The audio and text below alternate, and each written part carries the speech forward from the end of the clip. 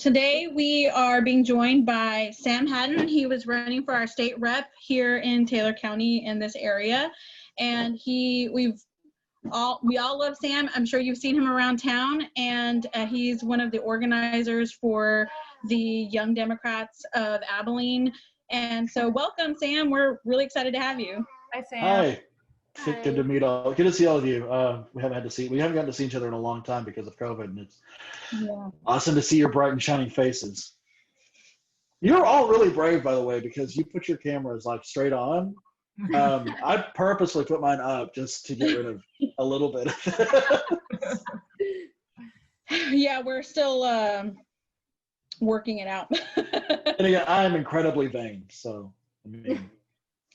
Yeah, so if you don't know a lot about our little group that's kind of expanding rapidly, Justina, who is our founder, creator, early on in COVID, she texted me and was like, hey, I feel kind of lonely and isolated. I'm thinking of starting a liberal moms group because there's just, I've been in a lot of moms group and I just kind of feel like I just don't belong here. And so I was like, yeah, I would join, and I know maybe like 3 other people, and if it's just like the 15 of us bitching to each other, then maybe like it'll be like a nice outlet for us. And then it just kept growing, and then it kept growing. And so here we are, and we have, as of today, where are we at, Justina? Almost 400 members? Right now, 348 members. It's almost yeah. So we ended up organizing the RBG memorial, helping with that, and then the picture that ended up in the paper and stuff like that. And then all of a sudden, when I think it was like after the RBG thing, the Taylor County party kind of took notice of us because we could raise money. So all of a sudden they were like knocking down our doors wanting us to do stuff. And so within our people, really they want to know, it's like, okay, so Joe Biden won, or as far, Trump isn't conceding, but he won. Like, what do we as Democrats in one of the reddest counties in the country, where do we go from here? So if you're asking me, the first thing that you really need to do is to take a breath and celebrate the fact that Joe Biden won. It is a huge deal, and it's a big deal. A lot of people haven't really taken the time to. I guess it hasn't set in yet because we have until January 20th until Joe Biden actually takes the presidency. But we have overcome the biggest amount of voter intimidation and structural voter disenfranchisement since the 1960s. To overcome an incumbent president to take the presidency. And that's not something small. I know that we didn't get everything that we wanted, but when have we ever gotten everything? We're millennials. We're used to doing with the shoe, with the shit hill of everything. So, I mean, we have to take a moment. We have to acknowledge the fact that he won. That's an incredible victory. And it's not just Joe Biden's victory. It's not just Kamala Harris's victory. It is every single one of our victories. We all worked our asses off. I mean, I know all 3 of you individually did. I know several of the people in the liberal moms groups who have pretty much for the last 4 years been constantly advocating and trying to at least change people's minds, or at least get people involved to where that's the reason we have this victory. Second, we need to celebrate the fact that Abilene moved, Taylor County moved a shitload. I know it doesn't look like it, but if you look at the numbers, we moved a ton. 10 points, moderately 7 to 10 points is a ton of movement in 4 years. That doesn't really happen in most places. That didn't happen in Georgia. That didn't happen in most places in the country, but it did happen here. It actually happened here. It happened in the county south of us, and it happened in Tom Green County and just a few other places across the country. So the work that you're doing, the work that we're all collectively doing, is making a huge impact on people. And that's incredible news. And the other numbers that you need to start celebrating and paying attention to are not the number of Republicans that vote here. Because, yeah, the Republican turnout increased somewhat because Donald Trump activated more people. He does that. But the fact that there are so many people who just don't fucking vote in this area, and they're waiting for somebody to talk to them. Traditional, there's a reason that people have a bad opinion of Democrats. Yeah, Fox News has been force feeding that horse shit for what, most of our adult lives, our entire adult lives. But on top of that, if we're being honest with ourselves, there are a ton of neoliberal policies, of boomer policies that have negatively impacted people or provided no relief to people's lives. Yes. People are smart enough to see that. They may not be able to diagnose down to the policy, but they can see that, and they can definitely see the disingenuousness in some of it. That's why people our age, people in their 20s and in their 30s, really have to, take that leadership mantle and go forward. And start taking control of our movement, because it isn't about the Democratic Party. Fuck them. I mean, I'm sorry, but the Democratic Party can go eat it, right? It's about liberalism and it's about progressivism, right? I mean, I think I know y'all well enough here for y'all to all agree with me that it's about liberalism. It's about progressivism. It's about a set of policies that make changes in people's lives that we're all really good at talking about. But if you go ask one of the neoliberals or one of the boomers, there are a few who I would call liberals and progressives, but most of them aren't really good at talking about these policies. They're really good at talking about why Republicans suck. Yeah. No, I completely agree. I think part of the failing of the Democratic Party was when Trump won, that the messaging was Trump is evil, Trump is racist, and not why did 68 million people in 2016 feel the need that they were so disenfranchised with government that they felt the need to take a chance on this fascist, racist, horrible person that we all knew was a horrible person. It's people came out. Yeah. The way we came out for Obama, they came out for him. Yeah. Well, and if we're asking those questions, we got to look at the Valley here in Texas. For the first time ever, it wasn't entirely blue. People are looking at Donald Trump, and they're not seeing somebody who they like. They're not seeing somebody who they agree with, but they see somebody who's calling out bullshit. And I know that all of y'all know me well enough to know that I really appreciate that too. The thing is, the progressives and the liberals that I know are really good at calling out bullshit. Why are we always losing? If we're so good at calling out bullshit, why are we always losing? And one of the biggest answers that I've been able to find is because we're not in positions of power. What has happened over the course of the last 40, 50 years is you had a group of people who boomed onto the scene, and there were a ton of them, and they started breaking stuff.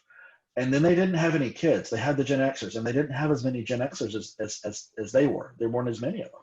So they have had political control for 2 generations that they shouldn't have had. And now that there's a larger generation, a larger group of people that are finally coming up that are politically motivated, and we have the numbers to outvote them, they're kind of collectively losing their shit. I hope this is a podcast where I can curse it and really clarify that beforehand. But they are collectively losing their shit. They don't know what to do with that because they're comfortable, Democrats and Republicans, for having that power for so long. And that's something we're going to have to get comfortable with is fighting that, right? We're going to have to make a few people upset. We're going to have to, not to use such a cavalier metaphor, but you're going to have to crack a few eggs to make an omelet, because the omelet that we all want to make isn't something that we just prefer.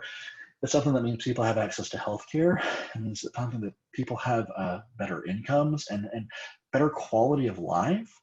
That's a hell of a good omelet, and I think it's worth maybe upsetting a few people, maybe asking a few people to challenge their belief systems. Well, I think I agree. I think I'm sure, I know Sam will agree with me, I'm sure everybody will, but I think one of our biggest obstacles is this right-wing Trump media. I mean, we have Fox News, OAN, Facebook, and it's just barraging these people. It's literally brainwashing them.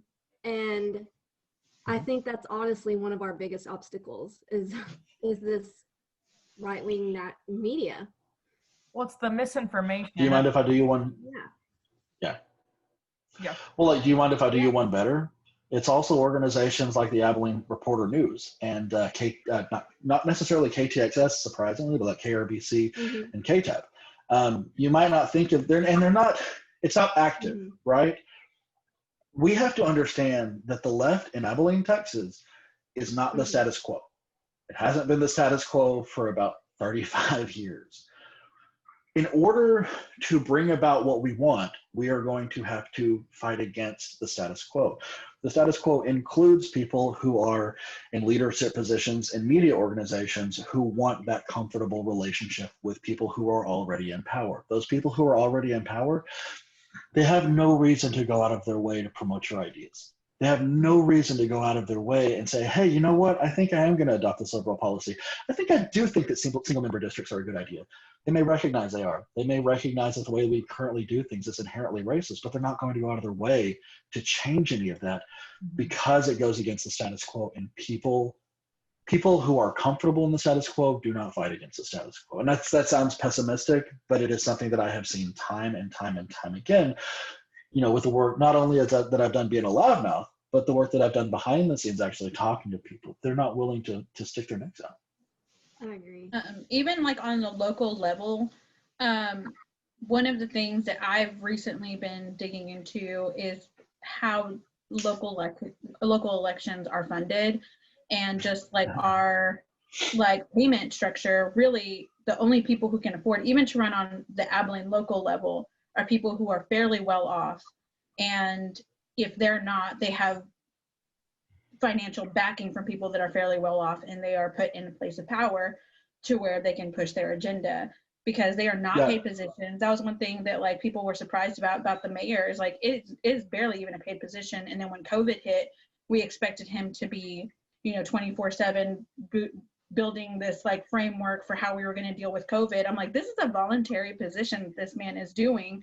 And then you got to ask yourself, why is it a voluntary position? And so in most of our city council positions are I feel sometimes that Abilene is a large city masquerading as a small town. It is. Yeah.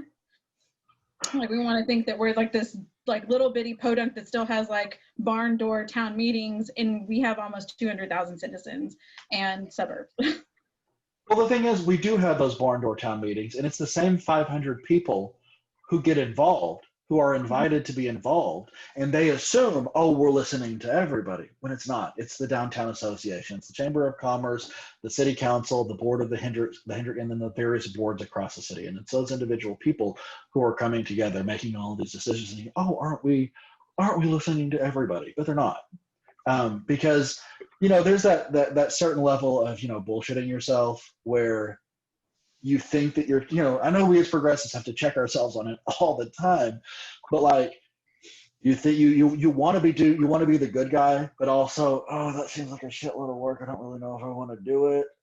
That's just what they're doing. It's the same 500 people who are all on these boards. It's the same about a dozen people who actually make these decisions, and these people do not benefit from policies that actually benefit the largest amount of people. Oh, one more thing that I want to mention, because we were on the question of keeping the momentum going. Donate to the freaking Georgia Senate runoff elections, because Donald Trump has fucked this country, but we can do a lot. We will have a lot easier job of unfucking this country if we can hold the Senate. And we have to have those Georgia seats. If you know anybody who wants to go to Georgia, so if you're unattached, if you don't mind giving up a few weeks of your life to go door knocking in Georgia, Humanity Forward is sending people to Georgia. They are setting people up with housing. They are paying for your plane tickets. Just go to humanityforward.com. They will get you there. So there is actually several organizations out there that are sending people to Georgia to knock doors and to just depending on, where the need is, that they will get you to one of the precincts and counties where they need people. So, yeah. That's Three Yings, right? Yeah, that's Three Yings organization. They have just basically anybody who wants to go, we will get you there. If you're willing to work, we will make you work. We will put you to work. Or if there's anything for people like us who can't leave, do you know if there's anything going on where we can phone bank or text or email, anything like that? Ton of phone banking. Just contact their campaigns, or you can go to Pod Save America. They have a ton of phone banking opportunities, specifically for Georgia now. That's also where all of that's where we send our donations through Pod Save America, because it splits it up through the two campaigns and through Stacey Abrams' organization. The other thing that I'm doing is we've got a couple of more payments that my campaign has to pay off, and once we pay everything off. Everything that's left over, we're donating directly to those Georgia senatorial campaigns. That's how important it is. Normally we would donate that money to a local Democratic Party or something, but it's too important right now to not be giving that kind of money to those places. If you want to donate or get involved, we'll have the links below the pod. Yeah. And so let's talk about running local candidates. I feel like for a long time, it's the same type of people running for everything from city council to school board. Every once in a while, you get a really great wild card in there, and sometimes they even get in. But how do we go about cultivating talent locally and also getting them out there for races that are not supposed to be partisan? These are not supposed to be like Democrat or Republican, but you can pretty much tell where people stand. So the best thing that you can do if you are considering a run for politics is figure out your reason for running, right? I would argue that if you're running for change, you could actually do a better job of that as an activist than you can a politician. The reason that I ran was because I could use my talents to redefine what a liberal is in this area. And I did that. I mean, for a lot of people, we increased the vote share, and most of my vote share didn't come from Republicans. It came from newly active voters. And, to maximize the turnout for the eventual presidential nominee. But the other thing that you really need to do is to step back. If you really do think, hey, I want to run for this position, cool. Say you're going to do that in 5 to 10 years, and then take the time actually doing community building and developing communities and coalitions outside of mainstream politics, because that is going to be where you get your votes. It's also going to be where you get your volunteers. It's also going to be where you get your donations. That's a big part of it. One of the things that my campaign really tried to do was create a larger donor network, because quite honestly, a lot of the people who donate money to left things here in the area donate out of area. So they'll donate to the TDP or the TRIPC or Biden, or even Senate candidates outside of this area. And I recognized that the first time that I run. So this last time, what I've done is I tried to create a fundraising ecosystem that didn't rely on local money. And what I hope to do for candidates in the future is to help them capitalize on that. But they are going to have an existing mandate. They're going to have time building these coalitions and communities. Yeah. So what you guys are doing, that's what you need to be doing. You need to figure out what your niche is, how you can accomplish what you want to accomplish, and then have meetings that forward that agenda every time. And it only has to be a couple of things. Like mine is the Abilene Pride Alliance. It's one of the organizations that I started that I'm very involved in. We only have a couple of things that we're focusing on right now, because you can't do everything. I think all of y'all have recognized at this point that nobody can do everything. I've tried. It has burned me the hell out, and it's made me very angry at times. And I was really ineffective in what I was doing. So now, whenever I get involved with an organization, I figure, okay, what are the objectives? What are we trying to accomplish? What programs can we create to accomplish those goals? And then constantly keep ourselves on target, making sure that we're moving that needle forward on those goals to grow that community. Yeah. Yeah, just as an aside, none of us are thinking about running. But again, to cultivate talent, because we need more ladies. People need to know how to. Well, you know what I think each and every one of you should run for, even if there's already somebody there? I think you should run for your local precinct chair, even if there's already a local precinct chair in position. Democrats do better when there's healthy competition. We do great. We do great when we're being primaried, even when we lose, because we're not running any of this for power, right? We're running to make things better. And sometimes we have better ideas, and sometimes those better ideas lose. But in that, look at Joe Biden. Joe Biden started off running Obama's 2008 campaign, and he ended up with the most liberal, most progressive policy set any elected official has ever been elected with, any presidential official has ever been elected with.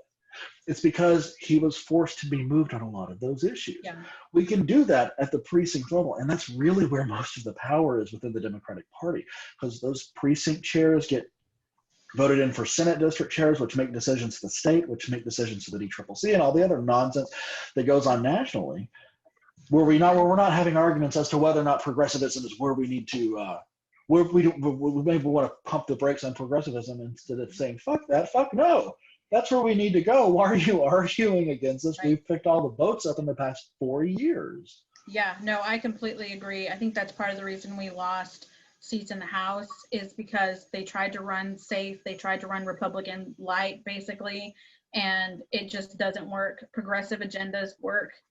In states where they had just progressive ballot measures that were up for election, those ballot measures like $15 minimum wages, our ideas are winning. It's when we run the wrong candidates that it's these Republican light candidates that we keep running, and it's losing across the board. It's a losing strategy. Republicans who are still Trumpers, they don't want to have anything to do with us just because that D is in Nothing you have to say is going to interest them, no matter how much it benefits them at all. And if it does, they can be part of like a B conversation. Your A conversation needs to be somebody who, oh, I don't see the point in voting.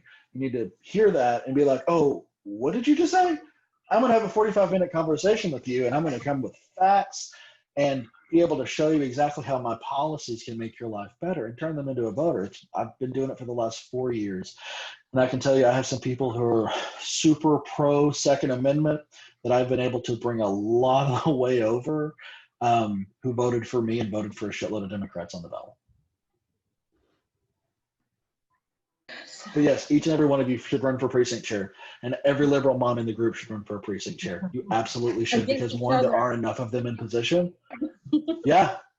Christina, I'm taking you down. I mean, I've thought about it. It's just, I mean, I'm almost done with my part of my graduate program. So maybe once I'm done, I'll have a little bit more time, but I've always wanted to, yeah. So the reason that it's so important is, and I love the people who are in position right now. They're great, but there aren't that many of them. Most of the precinct chairs are unfilled. Really? Also, the average age, yeah. Yes, I did not know absolutely. In Taylor County, there are like 25 precinct chairs, and I think maybe 8 of them are filled. Oh, wow. There may be a few more now. Yeah, but most of them are unfilled. It's because a lot of them are like in Republican areas where it's hard to find a Democrat to run. But also, most of the people who have been in position have never actually been elected to that position. They've just been appointed over and over and over again, and nobody's ever run against them. And I'm not saying, get them out of power. What I'm saying is that healthy competition is important because it makes these people realize that this is important. A lot of the people who are in positions in the precinct chair roles right now are also the same ones who have given up on Democrats winning locally. That I don't believe in trickle-down economics, but I do believe in trickle-down attitudes. And that trickle-down attitude is not great for, democratic, liberal, or progressive ideology in this area. And it's something that we really, really have to shift perception on. I think we need to be louder. One thing I've learned from our moms group is that we all felt like we were the only ones. Time and time again, somebody joins our group and is like, I had no idea there were this many liberals in Abilene. I thought me and my family were the only ones. And it's because the Trumpers have their Trump train dumbass parade up and down the highway all the time. And, you see their signs and their stuff everywhere. I think that's one thing that the Bethel campaign actually did a really good job of, is that everybody got so excited that everybody, you could see just oh, there are people here that, aren't crazy. There are people here that, do support Democratic candidates.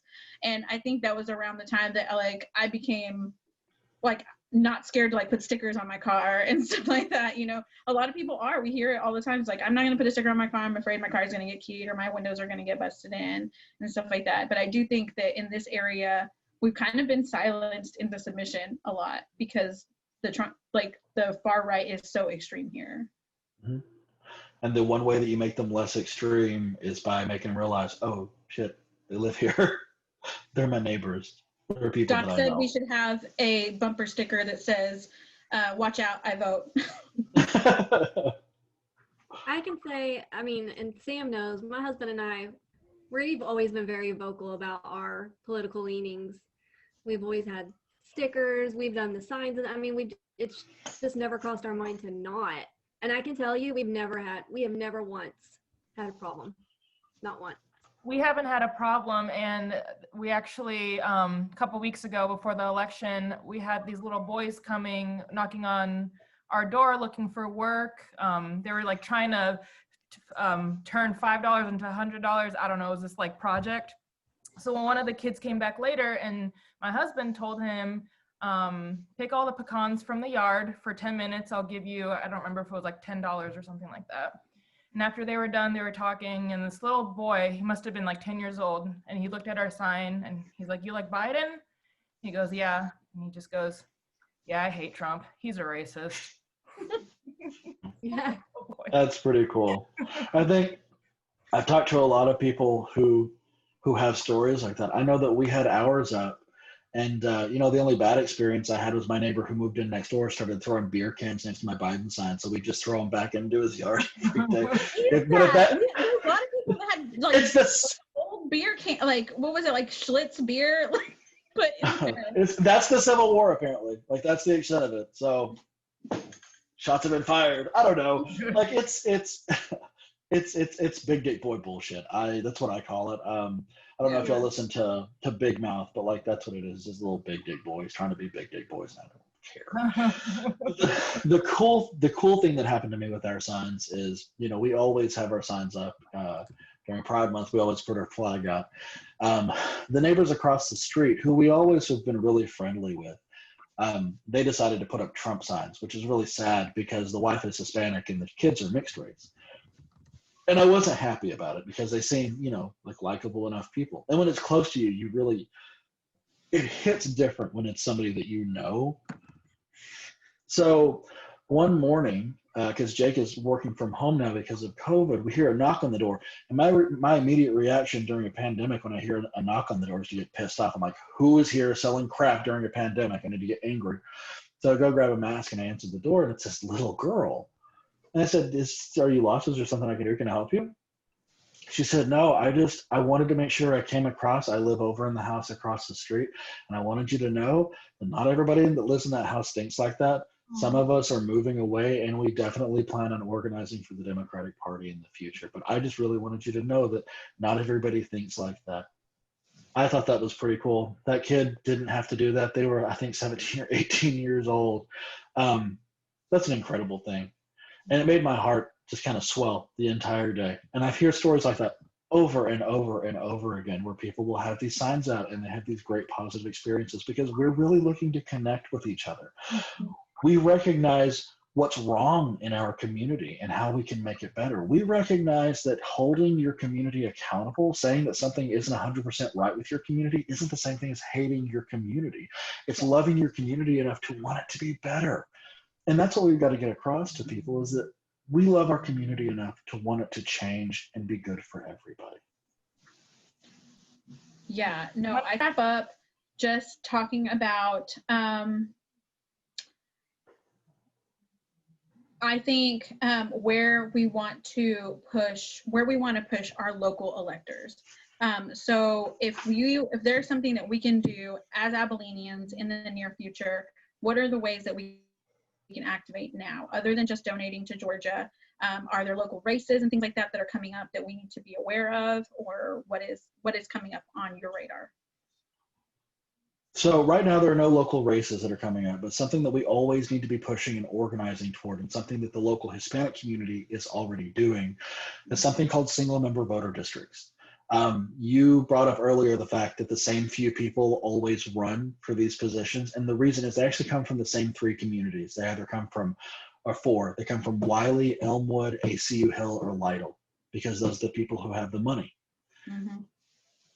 Because we have districts that are bisected across the town, the way single member districts work is you actually split up the city into a pie, basically, and you have to run where your neighbors are. So you would have a precinct that might be poor north side area, where somebody who is like us, who's poor, or poor to working class, can actually run for one of these city council offices and maybe get Mockingbird fixed up. You know, a ton of money goes downtown, a ton of money goes to different areas in this town, but Mockingbird keeps getting neglected, even though there are a ton of really affordable houses over here, and make them more attractive and Mockingbird look better. We That's just probably split the the most house in the Westwood crucial. area, and it's fantastic. I love living here. Yeah, no, we're on Woodlawn. I mean, no, we're like really, really close to each other. We've done the same thing, and I think we almost spent $80,000 on our house. Like, it was really not incredibly. It was less. Our mortgage is less than we would have paid renting, and we're building something for the future. But no, single member districts is something that is incredibly important. That we could actually get something to happen with it. And the other thing is, I know the census is over, but making sure that we're getting involved, figure out like where your intersectionality is and start getting involved with those communities. If you're Hispanic, start getting involved with these Hispanic community organizations so that they know, hey, Diana is a progressive, is a liberal. She knows what the hell she's talking about. Maybe I should start listening to her, because you are never going to be able to talk at someone to convince them that what you believe is better, right? That it's going to be better for them. You have to show people that you really are about it, and that's what we're going to have to do.